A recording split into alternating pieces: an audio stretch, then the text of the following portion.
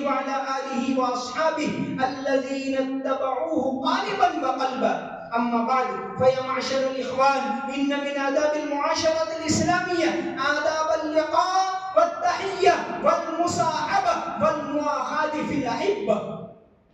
فقد قال رسول الله صلى الله عليه وسلم: إذا انتهى أحدكم إلى مجلس فليسلم، فإن بدا له أن يجلس فيجلس، ثم إذا قام فليسلم، فليست الأولى أحق بالثانية. وقال عليه الصلاة والسلام: إذا استأذن أحدكم ثلاثا فلم يؤذن له فليرجع. وقال عليه الصلاة والسلام: المجالس بالأمانة. وقال عليه الصلاة والسلام: المرء على دين خليله فلينظر أحدكم من يخالل.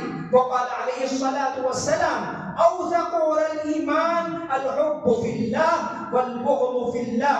أعوذ بالله من الشيطان الرجيم. بسم الله الرحمن الرحيم. فأعرض عمن تولى عن ذكرنا ولم يرد إلا الحياة الدنيا.